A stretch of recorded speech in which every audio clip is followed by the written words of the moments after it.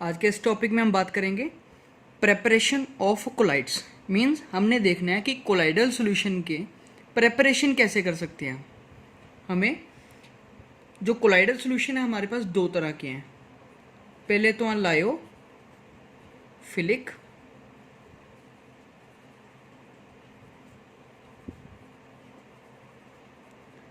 सबसे पहले है लायोफिलिक कोलाइडल सॉल्यूशन। दूसरे आएंगे लायोफोबिक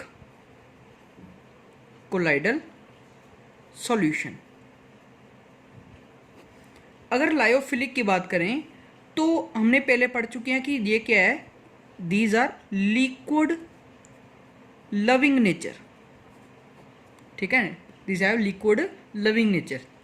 ये क्या है, लिक्विड लविंग नेचर होने का मतलब क्या है कि ये क्या है, ऑन डायरेक्ट मिक्सिंग बड़े इजीली क्रिएट हो सकते हैं। ठीक है, ऑन डायरेक्ट मिक्सिंग। ठीक है, अगर आप दो चीज़ों को डायरेक्ट मिक्स कर दो तो हमारे पास लायोफिलिक कोलाइडल सॉल्यूशन क्रिएट हो जाएगा। ठीक है, बड़ा इजी है, स्टेबिलिटी है, बड़े इजीली ये प्रिपेयर हो जाएंगे। अब आ जाए लायोफोबिक पे। जो लायोफोबिक है वो ऐसे हैं कि लिक्विड हीटिंग नेचर वाले। ठीक है, लिक्विड हीटिंग का मतलब हो गया कि इनको डायरेक्ट मिक्सिंग से प्रिपेयर नहीं कर सकते। इनको प्रिपेयर करने के लिए हमारे पास हमें कुछ क्या करना पड़ेगा, स्पेशल टेक्निक्स लगानी पड़ेगी। ठीक है, कुछ स्पेशल टेक्निक्स लगाएंगे तब ये इससे प्रिपेयर हो पाएंगे। ठीक है, ऐसे नहीं। अब हमने इस मेथड में, ये तो डायरेक्ट मिक्सिंग से हो गया, इसके लिए इसको कुछ भी नहीं करना पड़ेगा, हमने इसी चीज़ को पढ़ना है। ठीक है, ये जो स्पेशल टेक्निक्स की हम बात कर रहे हैं कि लायोफोबिक को कोलाइडल सॉल्यूशन जो है उनको बनाने के लिए स्पेशल टेक्निक्स चाहिए, उन टेक्निक्स की हमने बात करनी है। उन टेक्निक्स की बात करें तो हमारे पास आ जाएंगे दो मेथड। ठीक है, हमारे पास यहाँ पर दो मेथड्स हैं। इनमें सबसे पहला जो मेथड आएगा वो है डिस्पर्जन मेथड।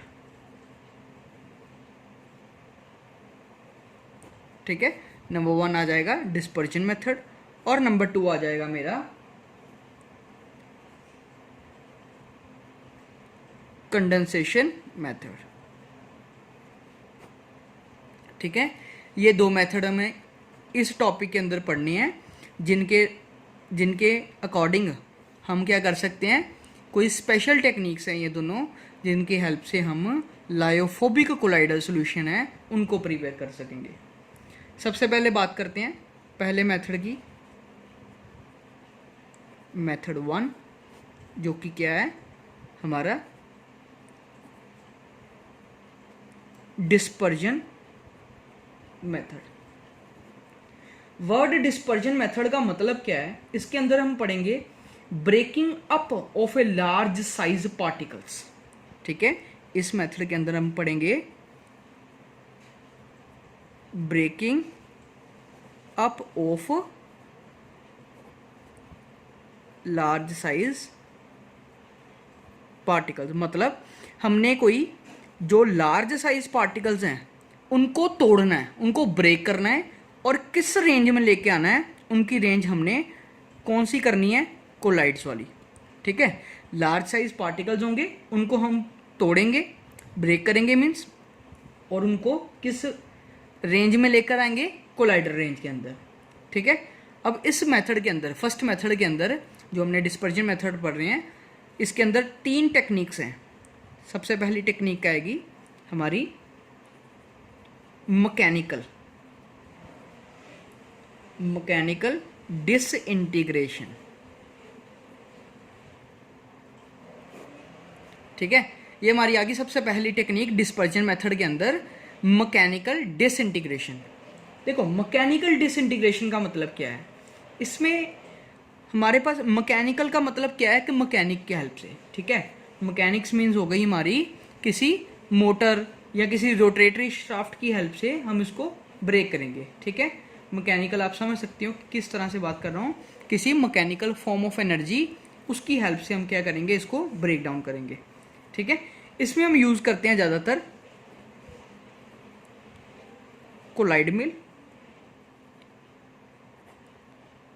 ठीक है, इसमें यूज़ करते हैं कोलाइड मिल ये एक ऐसा apparatus है जिसकी हेल्प से हम लार्ज साइज पार्टिकल्स को तोड़कर कोलाइडर पार्टिकल्स की रेंज में लेकर आएंगे, ठीक है।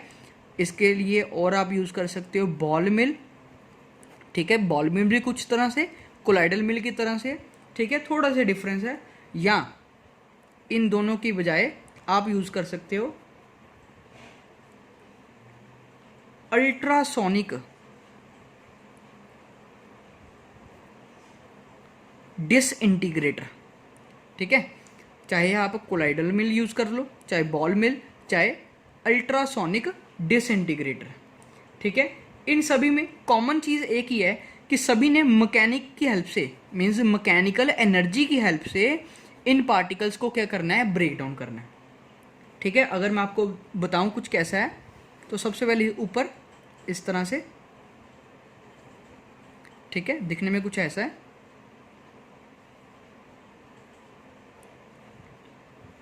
इस तरह से,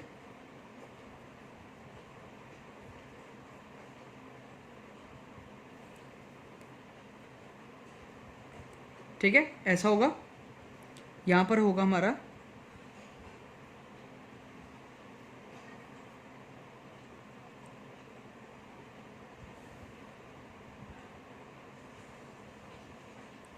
ये एक तरह से समझ लीजिए कि एक ब्लेड है।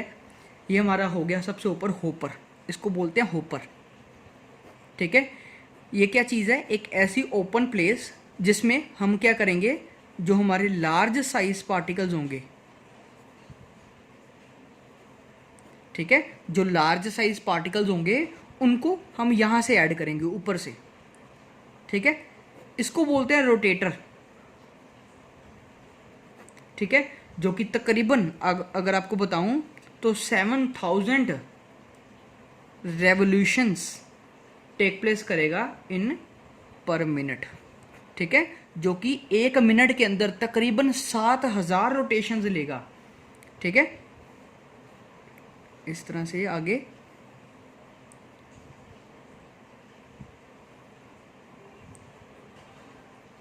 ठीक है।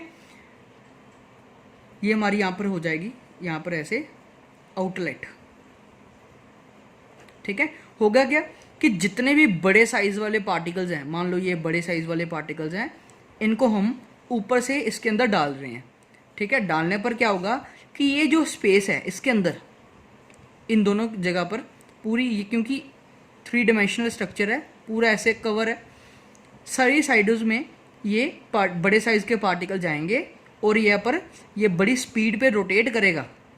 ये बड़ी स्पीड पर रोटेशन के कारण ये पार्टिकल्स इसके साथ टकराने पर क्या हो जाएंगे, ब्रेक हो जाएंगे। तो ब्रेक होने पर ये साइड से निकलकर इतनी रेंज जब हो जाएगी उनकी कि ये इस गैप में से निकल सकें, तो ये क्या आ जाएंगे नीचे, ठीक है, यहाँ पर आ जाएंगे। तो यहाँ से ये पार्टिकल्स हम इस यहाँ पर आउटलेट ले सकते हैं, हम बाहर ले सकते हैं। ये है एक सिंपल क्या चीज़, कोलाइड मिल, ठीक है। ये क्या है, हमारा सबसे पहला मेथड जिसको हम बोलते हैं मैकेनिकल डिसइंटीग्रेशन, ठीक है, जिसमें हम अल्ट्रासोनिक डिसइंटीग्रेटर भी यूज़ कर सकते हैं, बॉल मिल भी यूज़ कर सकते हैं, ठीक है। तो कोलाइडल मिल तो आपको बता दिया, ठीक है। ये चीज़ हो गई हमारी सबसे। अब दूसरी आ जाएगी डिफ्यूजन। मैकेनिकल के अंदर दूसरी प्रॉपर्टी डिफ्यूजन।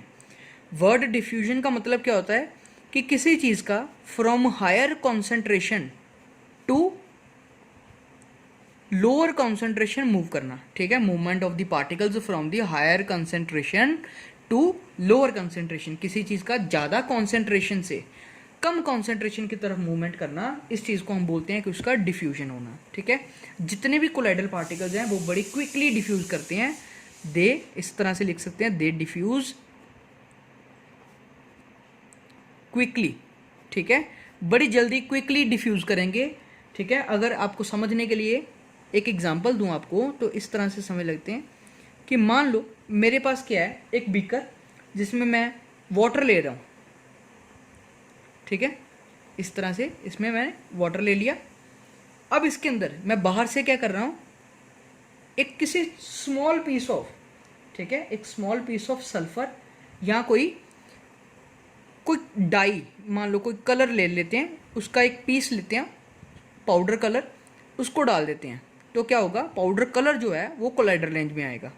ठीक है, जैसे ही मैं इसको इसमें अंदर डालूंगा तो मैं क्या देखूंगा, जितने भी इस पार्टिकल के, इस एलिमेंट के जितने भी पार्टिकल्स होंगे वो सारे सॉल्यूशन के अंदर पूरे इवनली स्प्रेड हो जाएंगे। ठीक है, पहले क्या था, जैसे डालूंगा नीचे गया, नीचे जाते ही 1-2 सेकंड के अंदर ही इसने अपना कलर लूज़ करना शुरू कर देना है, जो कि सॉल्यूशन के पास मिक्स होना शुरू हो जाएगा। ठीक है, इस तरह से तो पार्टिकल्स पूरी तरह कॉन्टिन्यूस सभी तरह फैल गए। इसका मतलब हुआ क्या कि यहाँ पर कॉन्सेंट्रेशन क्या थी, पहले तो हाई, यहाँ पर कॉन्सेंट्रेशन लो, अब यहाँ पर क्या हो गया, कॉन्सेंट्रेशन कॉन्टिन्यूसली सारी तरफ एक जैसी हो गई। इस चीज़ को बोलते हैं कि डिफ्यूजन करना। जितने भी हमारे कोलाइडल सॉल्यूशंस हैं वो सभी डिफ्यूजन के कारण ही बनते हैं। ठीक है, ये हमारी आ गई दूसरी प्रॉपर्टी।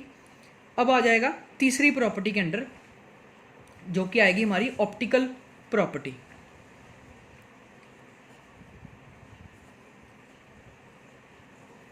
Optical property. ठीक है, ऑप्टिकल प्रॉपर्टीज के अंदर सिर्फ एक ही प्रॉपर्टी है जिसको पढ़ेंगे, टेंडल इफेक्ट। ठीक है, अब देखने टेंडल इफेक्ट का क्या मतलब है। एक फिनोमिना जिसमें the phenomenon of scattering of light by the colloidal particles as a result of which the path of the beam becomes visible is called Tyndall effect. Simple word में आपको बता रहा हूं कि मान लो मेरे पास एक बीकर है, मैं क्या करता हूं, इसके अंदर कोई सोल्यूशन लेता, ठीक है, कोई सोल्यूशन मैं ले रहा हूं यहाँ पर। ठीक है, कौन सा, कोलाइडल वाला। यहाँ पर मैंने एक कोलाइडल सोल्यूशन लिया, यहाँ पर एक मेरा सोर्स है, लाइट सोर्स। ठीक है, सोर्स ऑफ लाइट। ठीक है, इसको मैंने यहाँ पर रख दिया। इसको अब क्या करना है, इसकी बीम निकलेगी इस तरह से। ठीक है, जितने भी लाइट सोर्स हैं वो इस तरह से डाइवर्जेंट बीम फैलते हैं। मैं क्या करूँगा, मैं इसके आगे एक लेंस रख देता हूँ। इस लेंस का मेन मोटिव क्या है, क्या रखने का कारण क्या है, इसने करना क्या है कि इस बीम को एक जो डाइवर्जेंट नेचर वाली थी इसको कन्वर्जेंट कर देना है। मीन्स एक पॉइंट पे जाकर ये किसी पॉइंट पे जाकर टकराएगी। अब अगर इस केस में अगर कोलाइडल सॉल्यूशन मैं ले रहा हूँ तो कोलाइडल सॉल्यूशन में क्या होगा, यहाँ पर एक इस तरह से क्या होगा, पार्टिकल की बीम जो जाएगी, जो लाइट बीम जाएगी, इस पार्टिकल से टकराने पर वो स्कैटर हो जाएगी। ठीक है, तो जिससे ये बीकर जो इसमें सॉल्यूशन मैंने रखा है इसमें लाइट काफ़ी ज़्यादा बढ़ जाएगी। ठीक है, अगर तो मैं क्या करता, अगर मान लो यहाँ पर सॉल्यूशन ना रखता या मान लो मैंने ट्रू सॉल्यूशन रखा होता तो यहाँ पर स्कैटरिंग नहीं होनी थी, लाइट यहाँ से आती, यहाँ से बिल्कुल स्ट्रेट निकल जाती, कुछ भी नहीं होना था। बीकर को ऐसा लगना था कि बीकर खाली है, एम्प्टी है बीकर पूरा। अगर लाइट इसमें टकराकर फैल रही है, स्कैटर हो रही है, इसका मतलब क्या है कि अब बीकर के अंदर पार्टिकल जो हैं इसकी लाइट की वेवलेंथ की रेंज के अंदर है। ठीक है, यहाँ पर लाइट क्या हो रही है, स्कैटरिंग, स्कैटरिंग ऑफ लाइट। ठीक है, लाइट टेक प्लेस करेंगी स्कैटरिंग। अगर मैं ऊपर से यहाँ से अगर इसको देखूँ, ऊपर से देखूँ इसको, तो क्या होगा, ऊपर से मेरे को परपेंडिकुलरली ये स्कैटरिंग काफ़ी अच्छे से नज़र आएगी। ठीक है, और इस ट्रायंगल को, ये जो ट्रायंगल बन रहा है बीच में, इस ट्रायंगल को हम बोलते हैं टंडल कोण। ठीक है, टंडल इफेक्ट बेसिकली कहाँ देखा जाता है, आपने 10th में भी पढ़ा होगा। जितने भी हमारे पास फॉरेस्ट एरिया है, जितने भी फॉरेस्ट एरिया हैं उनके अंदर हमने देखा होगा कि काफ़ी बार क्या होता है कि पेड़ एक दूसरे के बिल्कुल साथ साथ लगे होते हैं। ठीक है, एक पेड़ के साथ बिल्कुल दूसरा पेड़, दूसरे के साथ बिल्कुल तीसरा पेड़, इतने ज़्यादा कंडेंस एक दूसरे के साथ हुए होते हैं कि लाइट ज़मीन तक, ग्राउंड तक पहुंच ही नहीं पाती। बट फिर भी नीचे लाइट काफ़ी ज़्यादा होती है, डायरेक्ट सनलाइट जो है नीचे नहीं पहुंचती, बट नीचे काफ़ी ज़्यादा ब्राइटनेस, लाइट काफ़ी ज़्यादा प्रेजेंट होती है। इसका कारण क्या है, लीव्स, जो सनलाइट आ रही है ऊपर से, लीव्स उनके लिए कोलाइडल पार्टिकल्स एक्ट कर रहे हैं। ठीक है। वो क्या करेंगे, जो लाइट आएगी उन पे टकराने पर वो लाइट स्कैटर होगी। स्कैटरिंग होने पर क्या होगा, नीचे डार्क होने की बजाय, नीचे डार्क होना चाहिए ना, क्योंकि लाइट तो पहुंच नहीं रही, नीचे डार्क होना चाहिए, बट हो क्या रहा है, सनलाइट जब इन पार्टिकल्स पे लीव्स के ऊपर टकराएगी, टकराने पर वो स्कैटर होगी, तो स्कैटर होने पर नीचे क्या होगा, ब्राइटनेस शुरू हो जाएगी। ठीक है, काफ़ी ज़्यादा लाइट आनी शुरू हो जाएगी। डायरेक्ट सनलाइट नहीं पहुंचेगी, बट नीचे डार्क पोर्शन नहीं होगा। इस चीज़ को हम टंडल इफेक्ट के अंदर पढ़ते हैं। ठीक है, टंडल इफेक्ट के लिए 2 कंडीशंस आपको दिमाग में रखनी है। कंडीशंस क्या हैं, सब तो पहली कंडीशन कि आपको जो डायामीटर लेना है, डायामीटर ऑफ पार्टिकल्स, वो कंपैरेटिवली भी सेम होना चाहिए किसके, वेवलेंथ ऑफ लाइट के। ठीक है, अगर डायमीटर और वेवलेंथ के बीच में काफ़ी ज़्यादा गैप है तो वो वहाँ पर scattering of light take place नहीं कर पाएगी। ठीक है, आपको क्या करना है, diameter of the particle approximately similar रखना है वेवलेंथ ऑफ लाइट के, पहली चीज़। दूसरी चीज़, जितना ज़्यादा लार्जर डिफरेंस होगा refractive index of the dispersion medium और डिस्पर्ज्ड फेज, उतना ज़्यादा ईजिली आप टंडल इफेक्ट नोट कर पाओगे। ठीक है, larger is the refractive index of dispersed phase and dispersion medium. ठीक है, जितना ज़्यादा डिफरेंस लार्ज होगा उतना ज़्यादा अच्छे से हम इसको मेजर कर पाएंगे। ठीक है, ये हो गया हमारा थर्ड प्रॉपर्टी ऑप्टिकल। अब आ जाएगी फोर्थ प्रॉपर्टी, जो कि हमारी है इलेक्ट्रिकल प्रॉपर्टी। इलेक्ट्रिकल प्रॉपर्टीज के अंदर क्या आएगा, सब तो पहले तो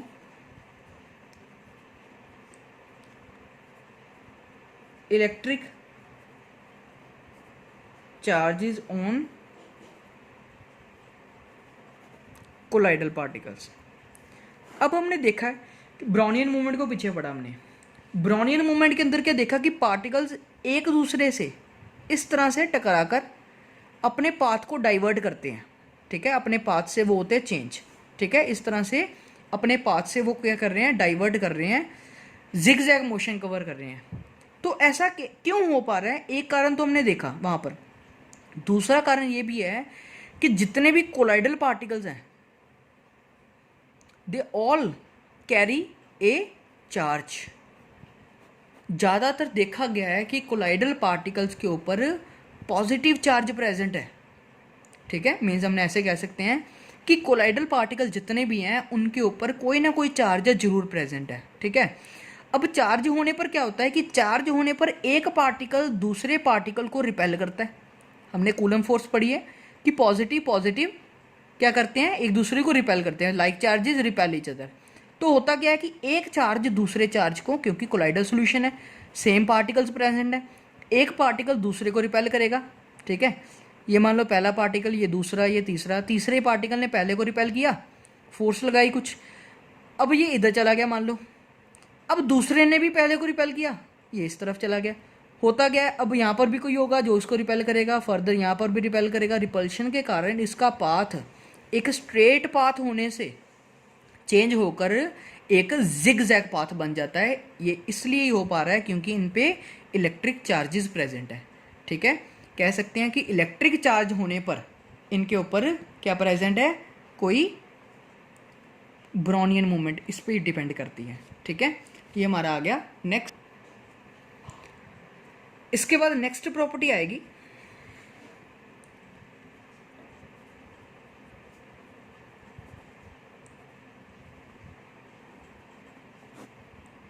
इलेक्ट्रोफोरेसिस। ठीक है, इलेक्ट्रोफोरेसिस कह लो, चाहे आप इसको केटाफोरेसिस भी कह सकते हैं, क्योंकि इनमें ज़्यादातर क्या यूज़ होगा, कैथोड एंड एनोड इलेक्ट्रोड्स। इसमें क्या होता है, हमने लेनी है एक यू शेप्ड ट्यूब। ठीक है, हमने एक यू शेप्ड ट्यूब लेनी है इस तरह से,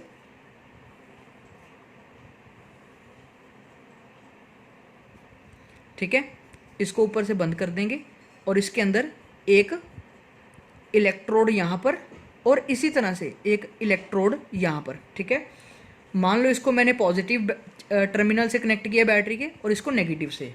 ठीक है, तो इसका मतलब हो गया कि ये मेरा हो गया कैथोड और ये मेरा हो गया एनोड। ठीक है, अब इसके अंदर क्या करते हैं, एक सोल्यूशन रख देंगे। कौन सा सोल्यूशन? एक कोलाइडर सोल्यूशन जिसपे कोई ना कोई चार्जेस प्रेजेंट है। अब हमने मान लो चेक करना है कि उस पर चार्ज कौन सा है। अभी मैंने इसको बैटरी को कनेक्ट नहीं किया तो सोल्यूशन मेरा इस तरह से दोनों लिम्स के अंदर सोल्यूशन का जो लेवल है वो सेम रहेगा। ठीक है, अब मैंने बैटरी को ऑन कर दिया। ठीक है, बैटरी को बाहर से मैंने क्या किया, अब ऑन कर दिया यहाँ पर कनेक्ट करके। तो क्या होगा, मान लो अब लेट करते हैं कुछ भी कि इन कोलाइडर सॉल्यूशन के ऊपर मान लो मैं लेट कर लेता हूँ कि इनके ऊपर पॉजिटिव चार्ज प्रेजेंट है। ठीक है, कोलाइडल पार्टिकल्स के ऊपर क्या चार्ज प्रेजेंट है, पॉजिटिव चार्ज प्रेजेंट है। पूरा ऊपर तक इसको डिप करना है इसके अंदर। ठीक है, पूरा ऊपर तक, मैंने नीचे तक शो किया है, पूरा ऊपर तक शो करना है। ठीक है, पॉजिटिव चार्ज मान लो कोलाइडल पे पार्टिकल पे प्रेजेंट है। जैसे ही मैं बैटरी कनेक्ट करूँगा तो क्या होगा, जितने भी ये पॉजिटिव चार्ज पार्टिकल के इन्होंने negative charge electrode means anode, इनकी तरफ क्या करनी है, अपनी मूवमेंट शुरू करनी है। ये जितना भी सोल्यूशन है ये इस तरह से इसकी तरफ जाना शुरू करेगा। तो जितने भी इनमें पार्टिकल्स होंगे वो यहाँ पर क्या होंगे, यहाँ पर सेपरेट लगने शुरू हो जाएंगे जो पॉजिटिव वाले होंगे। ठीक है, नेगेटिव इलेक्ट्रोड पे पॉजिटिव चार्ज पार्टिकल एनोड जो हैं लगने शुरू हो गए, जिसको हम बोलते हैं कैटाफोर्सिस। ठीक है, दिस प्रॉपर्टी इज कॉल्ड कैटाफोर्सिस। इससे हम, इसका मेन फ़ायदा क्या है इस प्रॉपर्टी का, अगर हमने मान लो हमने कैलकुलेट करना है कि नेचर ऑफ कोलाइडल सॉल्यूशन, अगर हमने पता करना है कि किसी कोलाइडल सॉल्यूशन का नेचर किस तरह का है, ठीक है, कि वो पॉजिटिव चार्ज वाले हैं या नेगेटिव चार्ज वाले हैं, तो हम इस तरह से इसको कैलकुलेट कर सकते हैं। ठीक है, ठीक है, इस तरह से हम इसको कैलकुलेट कर सकते हैं कि ये पॉजिटिव या नेगेटिव वाले हैं।